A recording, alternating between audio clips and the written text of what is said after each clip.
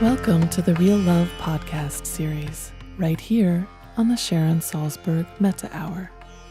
This series features a variety of conversations with the world's finest thinkers and teachers, exploring Sharon's latest book, Real Love, The Art of Mindful Connection. So, welcome back to Sharon. There was one... Yay! Whoa, thank you. It's a New Yorker. There was one question left hanging last night that I promised I'd answer. It's Anne's question about the science. And I was thinking about that, and I thought, Anne, and I just said to Sharon, I think it goes to faith.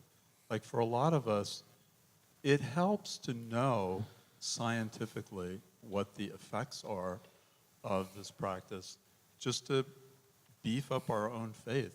And so I'm just going to give you a little list of, I've been directing our research institute for the last 10 years, and we do know something now, and Sharon probably will add to this, but just very briefly in a few minutes, because I want Sharon to dive into a lot of other topics.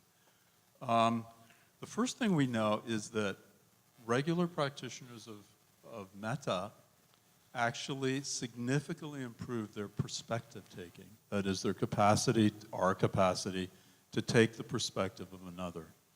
This is mediated through the temporal parietal junction and the insula. Do I have any brain scientists in here? You'll probably know more about it than I do, but this is a very significant finding, and it goes to exactly what Sharon's been teaching about the capacity to make some space around your own rigidly held views. So perspective taking, we know. The plasticity of the autonomic nervous system. So we know that practitioners of metta and other forms of meditation and yoga, the practice actually tones the vagus nerve. The big vagus means wandering, the big nerve that goes through the whole body. And what that means is that, and this again goes to what Sharon was teaching, I think, last night, that it moves back and forth between states of arousal and states of relaxation more quickly. It's more plastic. We know this with heart rate variability, too. There is something called a refractory state, which is a very, and we all know this, a very dense state of craving or aversion. You might say a dense, intractable, refractory state of grasping or hatred. And we all know these because we have them from time to time, just one of those ones you cannot shake. We know that regular, and in the, I would say this is the hell realm, right? That's what we would call it in the yoga tradition. That dense state of grasping or aversion. We know that refractory states are significantly, the length of refractory states are significantly modified by practice, which is a really good thing. And I've noticed that in myself. I come from a very anxious tribe of kind of high wasps who are really nervous about everything. And I didn't know there were people like that. oh, yeah, absolutely. That's why yesterday when the heat didn't work, it just totally threw me, because I have this whole thing in my family about being a host. They're in my house, the heat doesn't work. I'm pissed. Well, I know a lot of Jews like that. I just didn't know many wasps like that. And I really got in, my staff will tell you, like it threw me. I was in a refractory state most of the morning. But I have found that that's lessened just a little bit. Okay, we know that it lessens reactivity and inflammation, and of course those things lead to depression, heart disease, diabetes. Really interesting, and this came out of a study that we did through our friend Sarah Lazar, who's with Richie Davidson, one of the top fMRI brain study folks in the country, enhances fluid intelligence.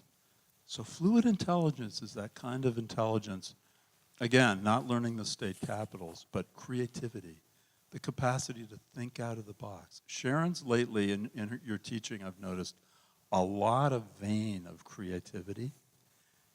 It enhances creativity. And finally, neural networks are more robust with this kind of practice. And that simply means that more parts of the brain are talking to each other more of the time. This is sometimes called, Sarah Lazar did this study, and it's called small worldedness, which means you can get to any part of the world of the brain from any other part really fast. So it's all in the neighborhood.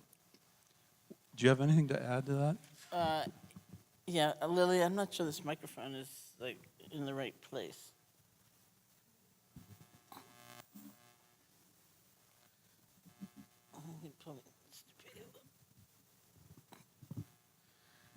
Hello.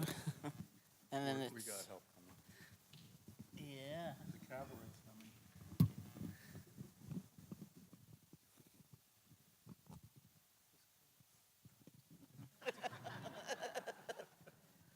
You're such a good host.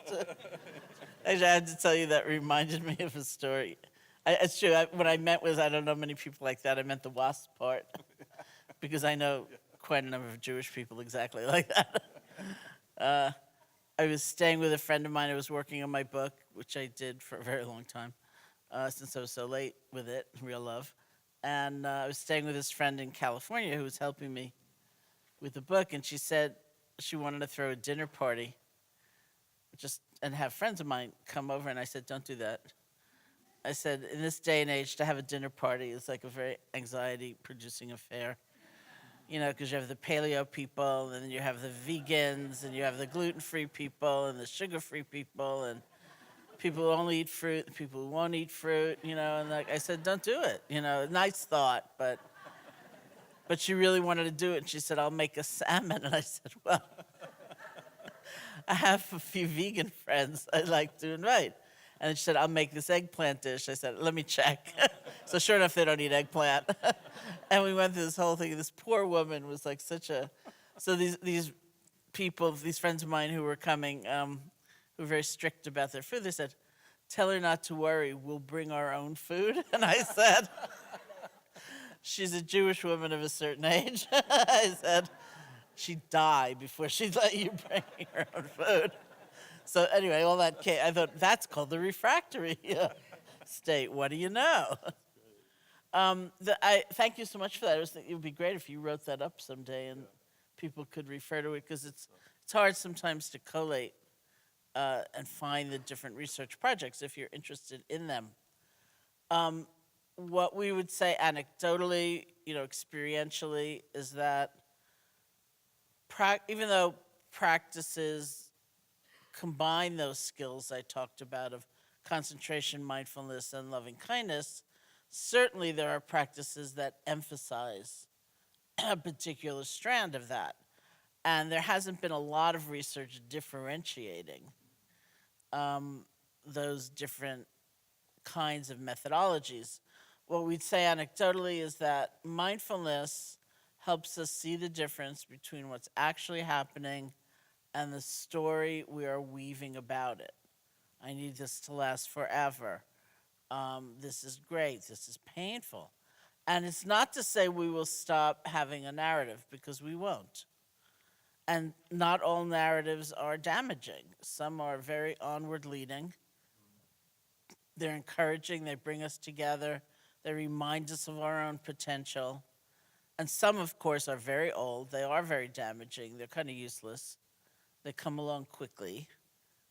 But still, as quick as they can be, we can see the gap. We can find the gap and remind ourselves this is what's actually happening right now. You know, even as the papancha, the proliferation, starting to heat up, you know, we can get in there in between the two. And then we choose. Do I want to take this story to heart? Do I want to strengthen it? Do I want to nourish it? Is this best just let go of?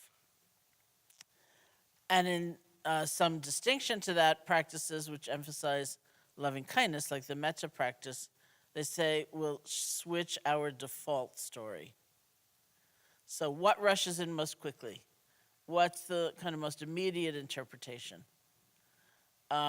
If we have been motivated, for example, largely by fear in what we do or what we say or what we hold back from doing or saying, which is another kind of action, and we strengthen loving kindness, we will find we are motivated more and more and more by a sense of connection. And I emphasize the motivated part because, remember I said that's the arena of the psyche that is most affected. It's not what we'll do, but why we do things. It's not fair to ourselves, most of all, to say, well, if my metta were really good, then I'd say yes to everything. Or I'd give $1 to everyone on the street who asked me. It's not what we'll do, because there are a whole lot of other factors that figure into that decision point. I mean, I've seen that, we've all seen that in ourselves and in others, right? But why we do things, why we say yes, even why we say no, can we do that with a heart that is acknowledging that we're connected, rather than fear and hatred and kind of just disconnection from somebody else? That's what shifts. And it shifts in ways that are not, they're not stylized, they're not labored. It's not like you leave here and you go home and you run into a neighbor and you think, oh, they're the most annoying person in the world, but the weekend was called loving kindness. You know, I don't want them, above all, to think that I failed, you know, so I'll just smile. It's not like that. The shifts inside of us happen in terms of this whole field of motivation. So we find we're different. It can even be a big surprise, like, wow, that was different, you know? Look at that, I dropped that jar, I blew it, I did that, I was so much nicer to myself, or I had so much more resilience and ability to start over. I met that stranger and I actually listened to them, or, you know, look at that. You know, so it's not like a self-conscious addition. And, you know, so people, as I said, are starting to do more kind of, I guess, differential research between these practices. I find that interesting. I find the research very interesting, mostly in the way Stephen talked about, in that it's inspiring for some people. I mean, there are many venues that are not Kripalu or the Insight Meditation Society, and if you walked in and said, let's chant Om 3 times, you know, it would be like, I don't think so. But you could pull out a piece of paper like that and say, you know, or these are the consequences of stress. This is what it's shown thus far meditation can do in terms of stress. And it's like a new languaging. So I think of it sometimes the way Buddhist teaching went from country to country. And one of the things they say the Buddha said, not country to country, but even within India, when he had his first group of disciples that were about to go out to teach. And it was a very beautiful, poetic exhortation about intention, basically, like teach for the good of the many, the welfare of the many, you know, like be motivated by compassion, in other words. And the last thing he said was teach in the local idiom. And so what's our local idiom? It's this. One of the main scientists who has focused almost exclusively on loving kindness research is Barbra Fredrickson at the University of North Carolina. She has a couple of books out, one called Positivity, and her, I think, most recent book is called Love 2.0. She talks a lot about the vagus nerve and all of that. And she, amongst other people, is, you know, they are trying to see the difference. I mean, I don't know many people who will look at the difference in terms of the neuroplasticity or the you know, genetic expression, which is the hot new field. I mean, the brain is old hot now, I'm told. You know, everything's about genetic expression and cutting edge research, which I never understood, and then someone explained to me. They said, well, I just saw Richie, so he explained it again. He said it's like our genes have little loudspeakers on them, and they can be turned up or turned down. And so even if you have a genetic load for some condition or issue, that loudspeaker can be turned way down. And these days, I think that's so fascinating because of the studies that are coming out about intergenerational effects of trauma, for example. You know, and it's not a small thing to be able to affect that loudspeaker. Even if we can't change the DNA, we can make it irrelevant. Think of that. So that's really what a lot of research is emphasizing now. But one of the issues has been that most of the research that is considered really valid or very, very good rigorous science has been on mindfulness and not so much on loving kindness as of yet. But the wave is really happening, which makes me very happy, of course. And you bring up Barbra Fredrickson, whose theory is called Broaden and Build. Yeah. And if you're interested in this is really where to go. She studies Broaden and Build, Barbra Fredrickson. And is she in North Carolina She's in now? North Carolina. Okay. The theory is basically that we can systematically practice these states, these mind states that we're practicing this weekend. And over time, they actually become traits. They become positive patterns. She does more work on joy, and it's so beautiful. Yeah. Highly recommended reading. Barbra Fredrickson. Yeah, I'm so glad you said that about Broaden and Build, because I watched it pass right through my mind and it went out. Because I think that's a significant thing to reflect on if we think about the positive qualities. She's a positive psychologist, so that is her slant on things. We think about practicing gratitude. We think about practicing appreciation or joy. And what that means is you're not manufacturing it, but you take a moment. In psychology, it's called savoring. We can be very dismissive of the joy and delight that comes our way. Either we're quite distracted when it happens, or it's not suiting our idea. I find myself telling this story a lot lately, too. And I have been going to Washington, D.C. quite regularly to teach. And one year, this friend took me to the area, where there's this concentration of cherry trees. And when they bloom, it's cherry blossom season. And we got there, and I just thought it was so exquisite. And these little delicate pink blossoms, and so many of them, I thought it was so beautiful. And then my friend said, "Oh no, it's past the peak." And I thought, oh no, I'm not having a good experience. This isn't good enough, There are a lot, we feel we don't deserve the really good feeling, the joy. Or we think it's too self-centered. There's so much suffering in the world, we shouldn't allow ourselves to enjoy this. But really, how do we replenish? If you feel more and more bereft and broken and overcome and exhausted, there's not a lot of energy inside to try to help someone else or even pay attention to someone else. So there's this whole notion about savoring, learning to appreciate, take it in, take a moment and say, wow, look at that. That feels good. Look at those blossoms. Forget what she said, And that actually gives us the kind of inner resource. It's not selfish in the end.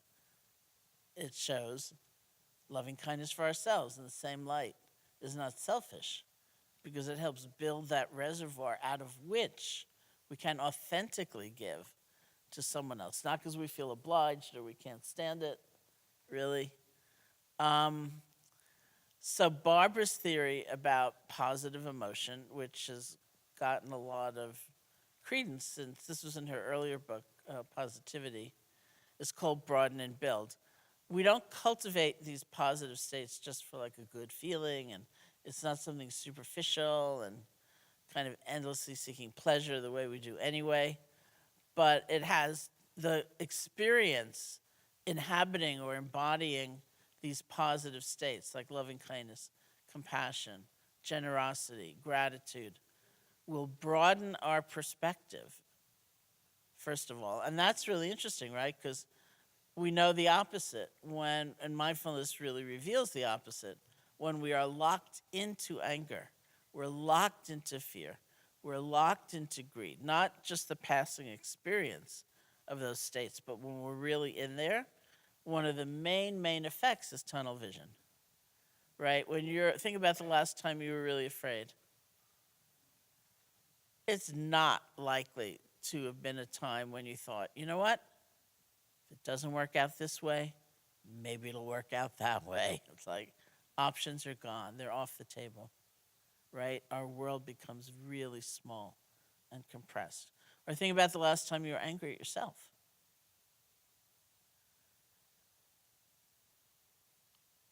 That's not likely also a time when you think, you know what? I did those 5 great things same morning that I did that really stupid thing. Those 5 great things, they're gone. Or we're full of desire, not kind of longing in the ordinary sense, but we're locked in, right? We need that object. We need that thing. We need that experience. It's the only thing that will ever make us happy. And were we to get it, it will make us happy forever. So we're leaving a lot out in that way of being. The truth of change, other possibilities, feeling sufficient without that thing, right? So the nature of being lost in those opposite states is tunnel vision. So it makes tremendous sense that as we cultivate these more positive states, it broadens our perspective. It opens our world. So I like that association with creativity. You know, it gives us more options. So it's not that you become this sort of stultified, self-righteous, narrowly focused sort of person. Your world really opens up through the cultivation of these states. And I always find this so spooky. And I checked with her last time I saw her just to confirm it. They did some studies that showed that the cultivation of these positive states will actually help your peripheral vision. And I thought, isn't that spooky? I couldn't believe it. I read that. Really? And then I asked her, she said, yeah, think of that. Our world really broadens. And then the second part of that is build, which means, build inner resource. Because in truth, it gets harder and harder to meet adversity or challenge when we feel we have nothing happening within, right? We feel so kind of empty in that negative sense, so tired. We don't feel like we have resource or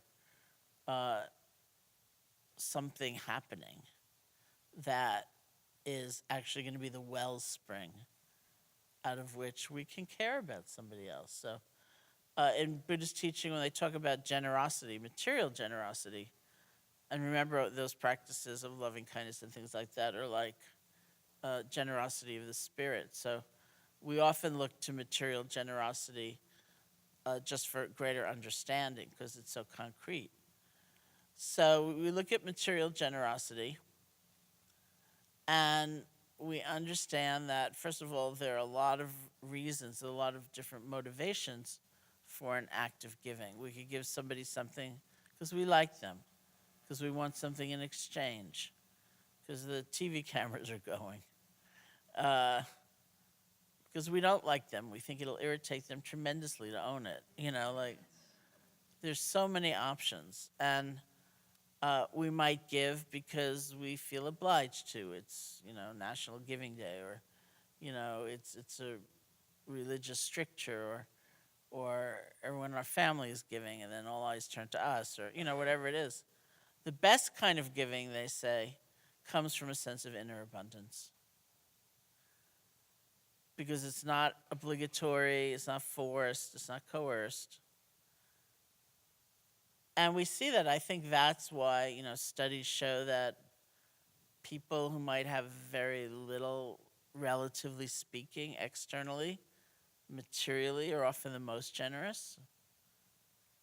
And I've seen it certainly, I think, most notably, probably,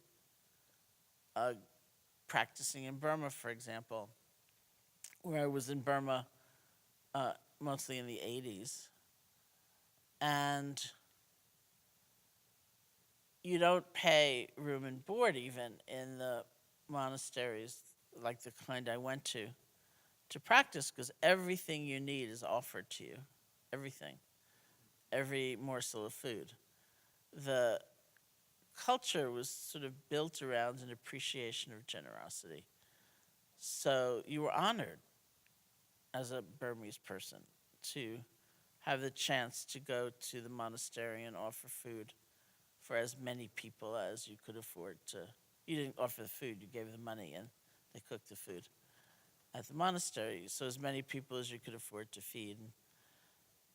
Like on your birthday, for example, in Burma, you don't expect to celebrate by getting gifts, you expect to celebrate by giving gifts. That's how you honor it. So it's your birthday, you go off to the monastery and you offer as much money as you can to feed as many people as you can, or your daughter's graduating from high school, or somebody in your family dies and you want to honor their memory. So it's like every occasion you sort of go off to the monastery and you offer food. And those people in that time, maybe still, but certainly then, it was one of the poorest countries in the world, and every single morsel of food we got was offered.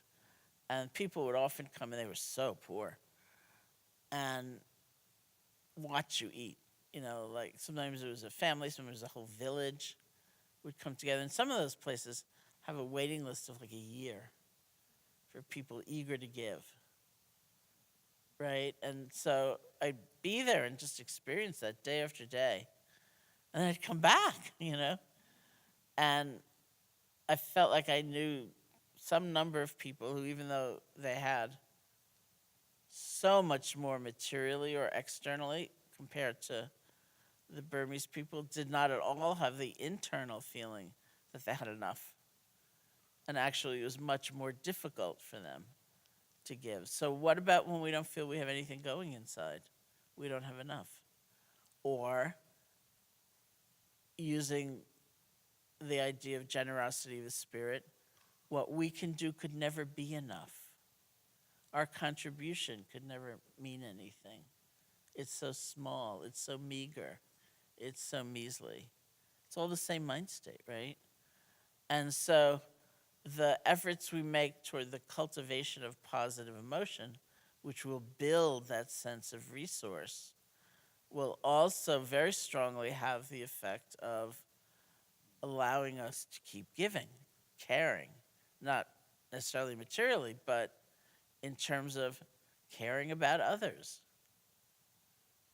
It's got to come from somewhere. And that's why everything we do in the nature of like gratitude practice or loving kindness for ourselves especially is not considered at all selfish. The very common example these days, of course, that people use is if you're on an airplane and they're doing the safety announcements and the flight attendant says, if the cabin pressure changes and the oxygen masks come down, put your own on first before you try to help anybody else. So I was talking to a writer friend of mine, and I said, I don't think I can bear to use that example. I mean, it's a great example. It's the perfect example. But because it's so perfect, like every colleague I have has used it. I don't know if you used it in your book or not. Every colleague I have pretty much who's written a book has used it in their book. And I thought, I just can't bear it. At this point, it's like a cliche. And the person I was talking to, this friend, she said, oh, that's funny. I was just on an airplane the other day, and they made that announcement, and the woman sitting in the seat next to me said, I could never do that. I could never put my own oxygen mask on first. And I said, oh, maybe I can use it, It's still like provocative and challenging and interesting. But think about that. I could never do that. It's too selfish to put my own oxygen mask on first. So that's the conditioning most of us have. Which brings me to the question of daily practice, which I'm a giant advocate of. I had said earlier somewhere that I'm the kind of person that's very much helped by structure, which is true. So for me to have a commitment to sit every day is actually a lot easier than a commitment, say, to sit 3 times a week. Because if it's 3 times a week, it'll be Monday, and I'll think, Monday's not a good day. Let me wait till Wednesday. I'll start on Wednesday. Wednesday, Friday, Sunday, great schedule. Then Wednesday comes around, I'll think, maybe I'll just sit 3 times over the weekend, right? Whereas if it's every day, it's every day. And it's like, there it is, right? Done or undone.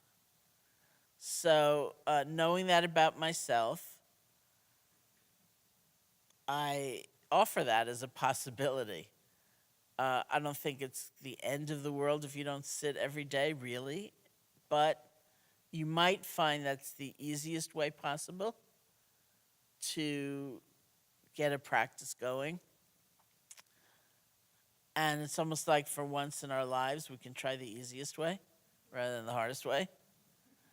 So, and not everybody feels you need to have that dedicated period of formal practice. Certainly we can practice mindfulness, whatever we're doing. We can remember loving kindness walking down the streets of New York or sitting in somebody's waiting room. That's all true. But I think seeing my own experience and the experience of so many, the easiest way possible to try to bring more mindfulness and loving kindness into our day is to have that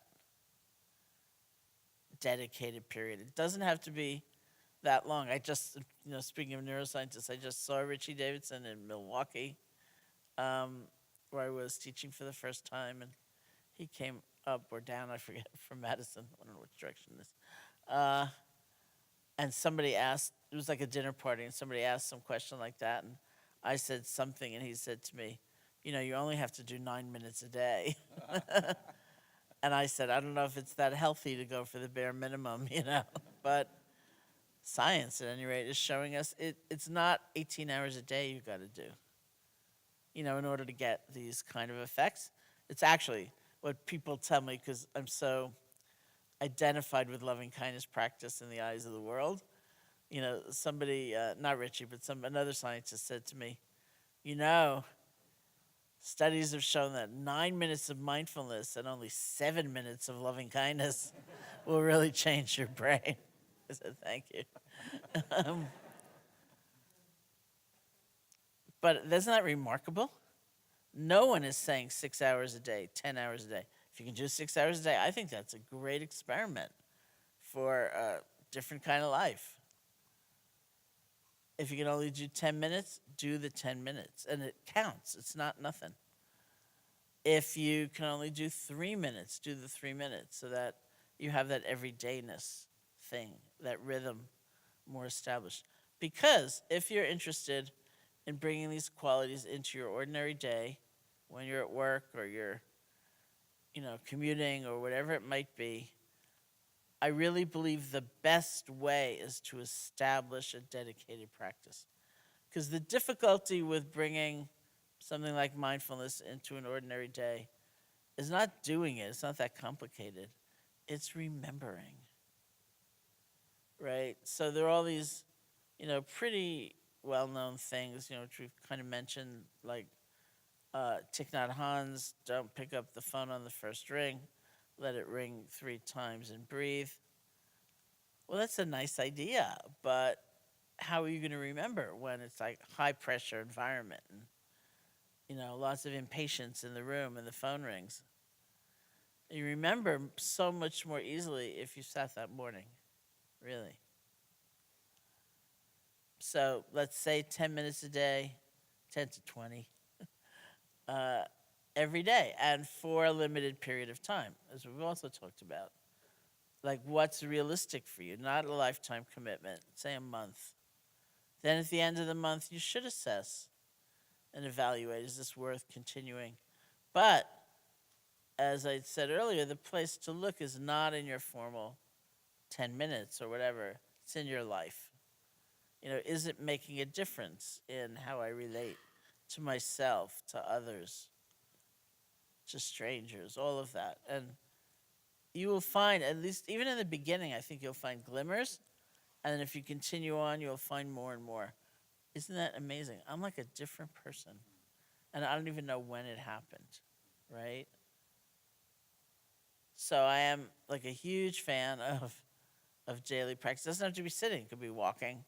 But it's not a time where you sit down thinking, I'll also figure out my vacation plan, right? Or my strategic plan for work.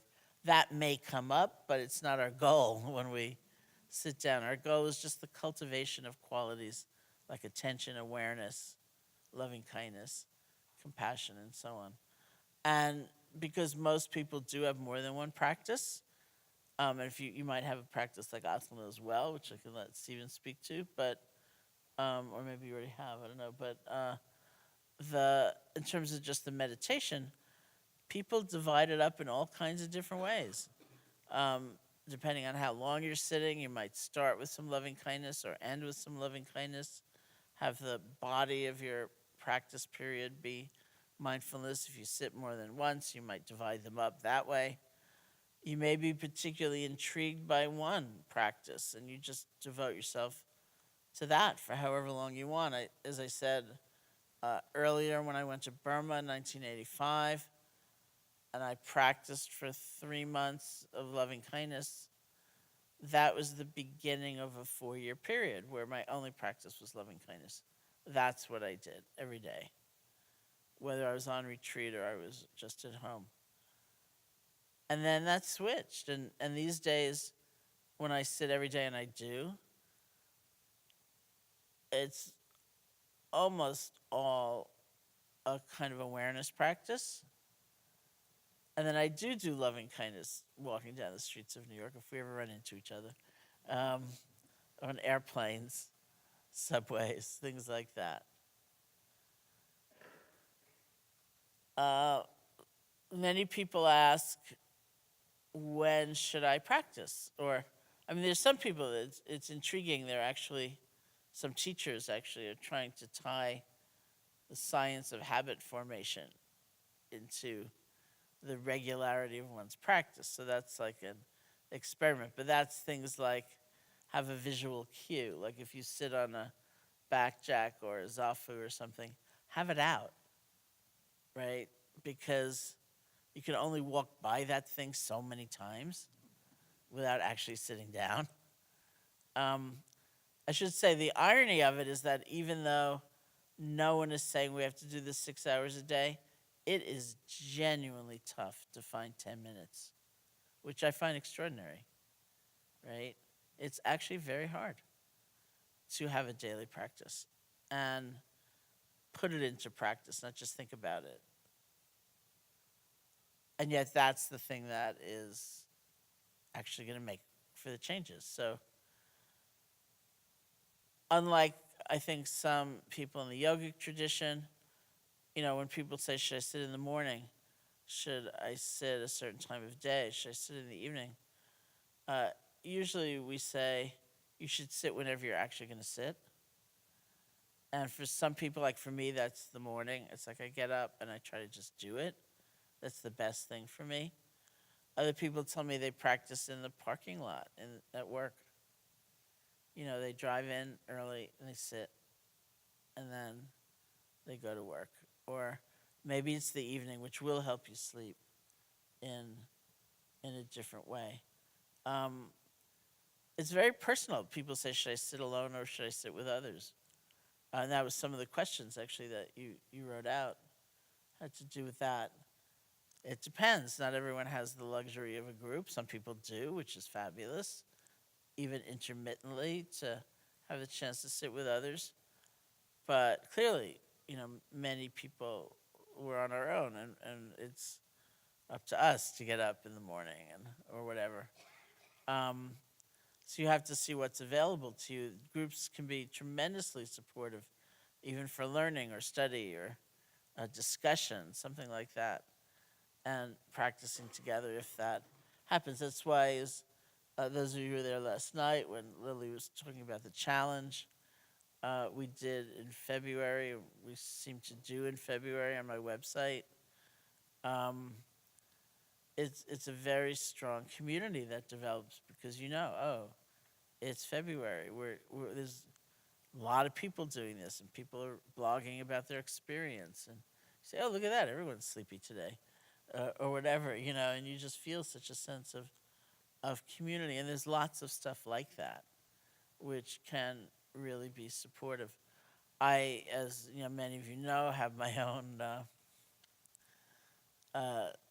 support group that we formed, just a small group of us formed for this friend of ours who said, if he wakes up in the morning and he turns right, he's at his desk and his computer. And if he turns left, he's at his sitting cushion. So we formed this group. There are only 5 of us altogether, including this friend. And the idea is that when you've practiced, you send an email to the other 4. And the subject line is always turned left. And if you want, you add something like, turned left, snowing at Kripalu, was mine yesterday. And it's incredibly supportive. It's happened for years now. And because it's people, community, I think it inevitably brings up everything that comes up in our minds in relationship to ourselves and to one another. But that's fine, because we can also laugh at ourselves a little bit. So, for example, because I've had a daily practice for so long, for months and months and months, I was the first one to write, always. And then I got really paranoid. I thought, oh, they think I'm showing off. They think I'm just like a goody-goody. And I would wait like 7 hours. Then I'd write, oh, turned left. But if we have a basic good humor about our own minds, it's incredibly supportive. So I teach one intensive 7-day retreat each year at the Insight Meditation Society of Loving Kindness, to the tremendous gratitude of everybody. I moved it from February to May, and just last year for the first time. And last year, after hearing me talk about this, I later ran into somebody and she said, oh, I formed a gratitude buddy system with someone at that retreat. We didn't know each other before the retreat, but we just decided each night we were going to contact each other and say what we had to be grateful for from the day, and that it was really useful. So people form their own kind of support systems as well. You can go on retreat if you can, if your life circumstance allows that, because as you see, it's a tremendous sort of immersion. And then I'll just say one more thing, and I'll ask you to talk about continuing a yoga practice. Speaking of the immersion, just as for those of you who are here for the first time, and even if you'd been here before, to some degree, in the beginning it's kind of culture shock. Leaving for everybody is really sort of culture shock, because even though we're not silent necessarily here, and we might be spending money and shopping and doing all those things, there's a tremendous amount of quieting that we've all done without realizing it, and kind of slowing down and sensitivity and so on. And the world is moving at a different pace. So at first, for almost everybody, leaving, it's a little bit like, whoa. But you'll be fine, really. Like culture shock, it's just a little bit of an adjustment. And remember to breathe. And if you have a few minutes, go off on your own. And those of you going to an airport will especially experience, like, whoa, people are really fast and weird here. So the other part of the story that I told yesterday about dropping the jar, when I was first doing loving kindness practice, and the month we opened up the center in Barrie, and I got to do it for a week before something happened to a friend of ours in Boston. So several of us had to suddenly leave the retreat, and I dropped the jar. And my first thought was, "You are really a klutz, but I love you." So that story I tell all the time because I think it's so indicative of the way the practice works in ways we don't even see it working at the time. The other part of the story is that we got into a car, a few of us, and went to Boston, and we stopped for lunch on the way. We had lunch. At the end of lunch, Jack Cornfield looked up and he said, "Does anybody have any money?" And it was like, oh, right. That's what they like out here. Money. You don't just get your tray, and then, like, decide do you want a bowl on a plate, or like, money. So it's a little bit like that, often in leaving, and but you really will be okay, let me assure you. And loving kindness always helps as you're moving through that airport or you're sitting in the diner or wherever you choose to eat. Things like that. So what about continuing a practice? So I was just thinking about your describing the fact that we slow down, especially when there's silence and yoga and meditation. And I've done many, many retreats with Sharon at the Insight Meditation Society, and people get so slowed down. The center is not unlike Kripalu. It's in a big old building it's Pleasant Street, right? Yeah. It's on Pleasant Street, which is so perfect. But at the end of a retreat, from all the cars empty out from IMS on Pleasant Street, and everybody's driving about 10 miles an hour down the street. And especially after the 3-month retreat, you're like going like that. Really slowed down. But there is a benefit. There's something called the post-meditation experience, where there's a moment, because you're so attuned and sensitized, when you see your reality at work or at home with fresh eyes, just for a moment. You know what I'm talking about, Sharon?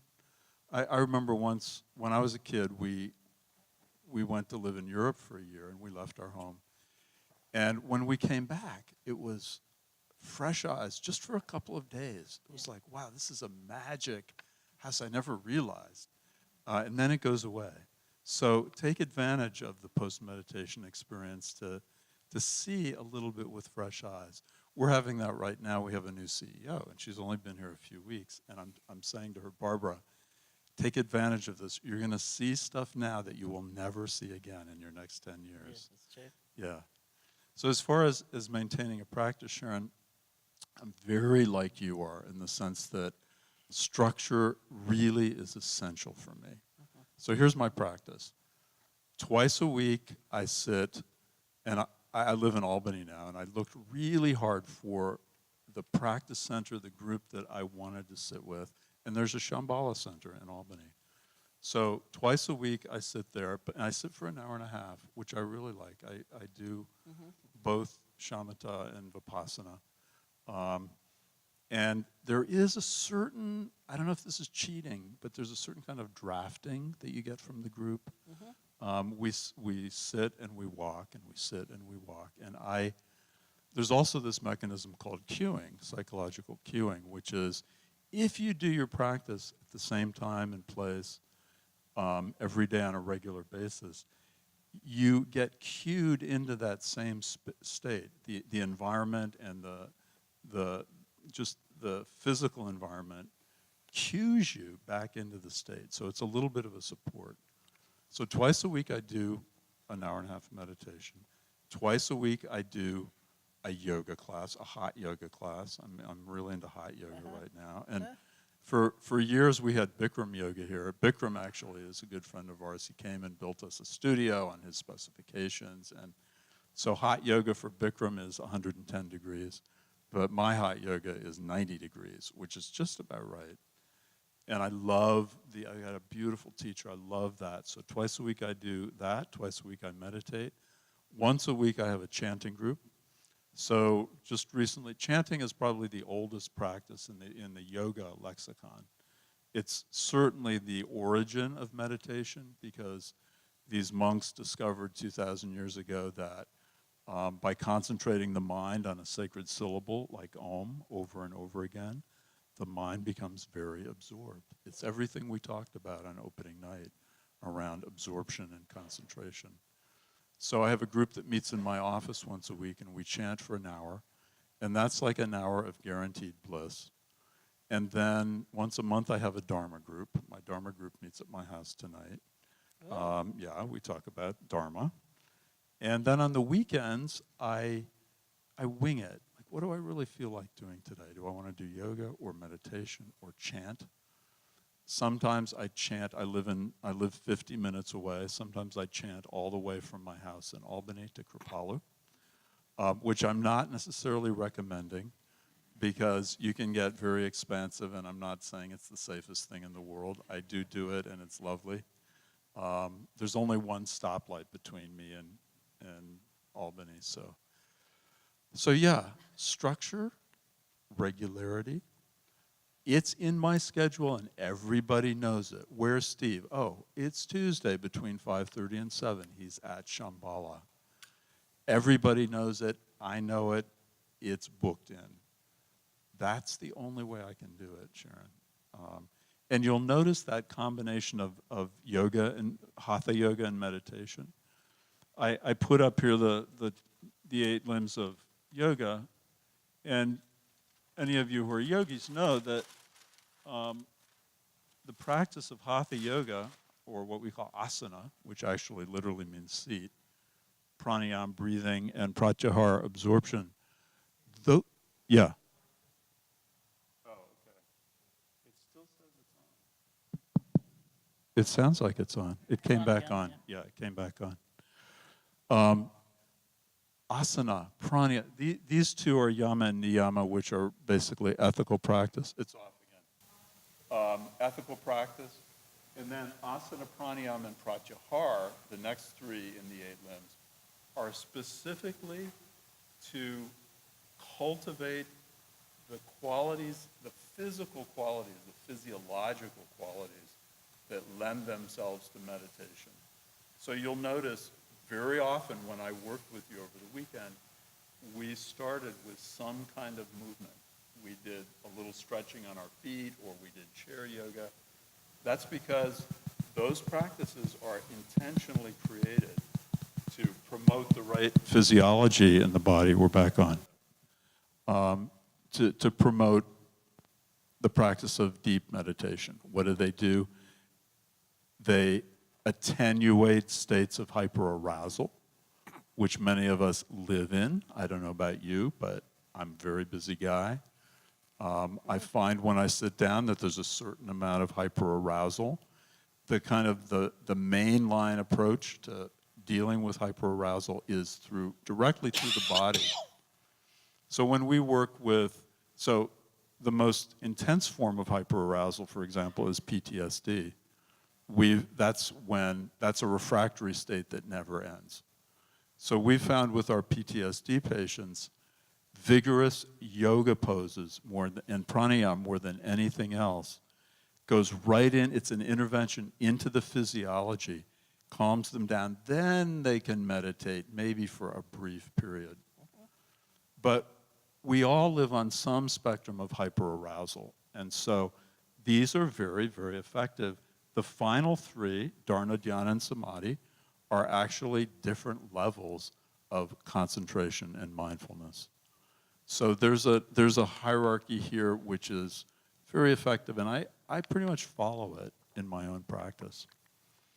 And we do here at Kripalu too. Did you notice the new rug in the lobby? Mm-hmm. Yeah, there's a new rug that has the 8 limbs all around like a big wheel. And of course, Buddhism has an 8-fold path. Do you want to say what that is? I think I remember it. But it's funny because Lily said, I never noticed this rug before, thinking she just hadn't been mindful. And I said, oh, maybe it's new, which is true. Yeah, I mean, there is an 8-fold path in Buddhist teaching as well, and we'll just, I'll say that, and we'll we'll sit together and close because you have to fill out evaluations. And it's basically 3 chunks of activity which make up a life. Even though it's not classically where it starts, there's a whole chunk that has to do with how we live. Right speech, right action, right livelihood. Isn't that interesting? Livelihood has its own limb. Because after all, if we spend an awful lot of our day in a certain way, it has an effect. One of the things about a teaching like the Eightfold Path is that inner work and outer work are very connected, right? So if you practice generosity externally, as an example, it's part of right action, then internally, the ability to let go gently, relinquish what we don't really need, strengthens. And as we practice that, the ability to be generous externally strengthens. So these teachings are very profound for that reason, that nothing we do is wasted, It's all part of like the unified field of our lives, which are seamless. So there's that whole realm, right speech, right action, right livelihood. There's the realm of meditation, right effort, right concentration, right mindfulness. And then the 2, which actually classically begin the Eightfold Path, because it's not a path in a linear sense, it's a cycle, are right view, it's like worldview about life, and right intention, having intentions of generosity and loving kindness and so on, rather than greed, hatred, and delusion. So they say we start with that because we need enough right view to think this path may be worth pursuing. I don't know that it really is, but we need enough so that we have a sense of this isn't just an academic exercise. This isn't just a book for my cousin, right?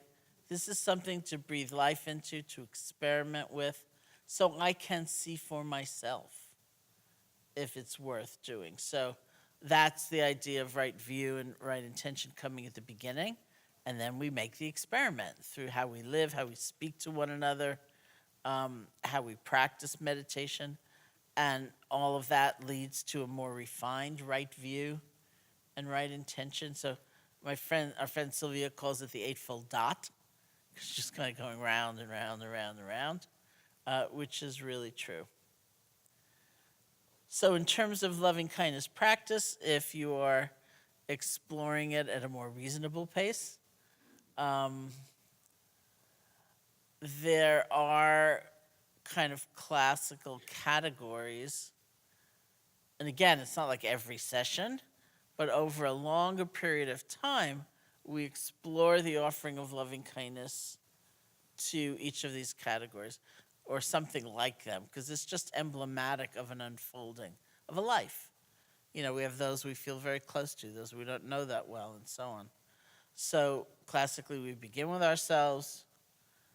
We offer loving kindness to a benefactor, someone who's helped us or inspired us, even if we've never met them. We offer loving kindness to a friend. And if you want to get very much more refined in your practice, you might offer loving kindness to a friend who's doing well right now, or a friend who's not doing so well right now. So it has a flavor of sympathetic joy or compassion.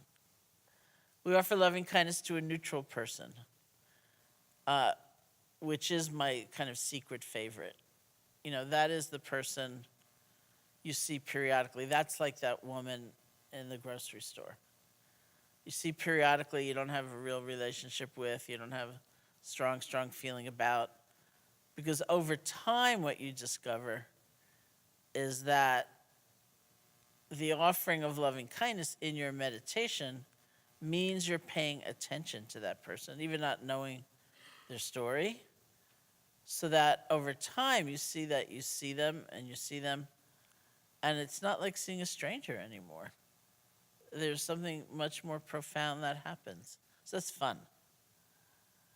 That woman in the animation became my neutral person. And then I had to move. I lost my sublet, so I had to move like 8 blocks away, which in New York City, as many of you know, is like a world away. Like different grocery store and different everything. But every once in a while, I'll be back in that old neighborhood, and I'll walk by, and I'll go, "Oh, I wonder if she's in there." We offer loving kindness to a difficult person. The suggestion is not right away the person who has hurt us the most hideously in this life or has behaved so horribly on the world stage. Not that we never go there, and not that it's wrong if you decide to go there, but it's hard, right? There are a lot of very real questions that it's not exactly that we figure them out along the way, but we have different experiences along the way. Like if you start with a person who annoys you slightly and slowly make your way to a more and more difficult person, there's time for those experiences to cook. So that even if you don't have the words to express it, you've gone through something so that you're better able to understand what it does mean to have compassion for yourself as well as for someone else. Or compassion for someone and knowing at the same time it's wrong to give in to them, that you're not going to do that. Or compassion for somebody and realizing, I can't fix it. I can't make it all better. So again, you may not have the words, and we're not analyzing that along the way, but you're going through different stuff. So that's the idea of, not starting right away with just the most unthinkably hard person. But I find most people want to. So I'm just saying that. If it's too hard, it's always correct to go back to offering loving kindness to yourself. And then finally, loving kindness for all beings everywhere. So as I said, in any one sitting, we usually just have the bookends. We start with ourselves, we end with all beings, and depending on how much time you have or what's happening in your life, maybe there's one being in between, or two. It depends. And it's really up to you. So thank you so much. It's been a tremendous delight to be with you all. We actually, we have dates for next year already for those people who like to live in the future. And I hope to see you again somewhere. Thank you, Sharon. Thank you, everybody. Thank you for listening. For more information about Sharon's many offerings and her ongoing teaching schedule, please visit her website at SharonSalzberg.com.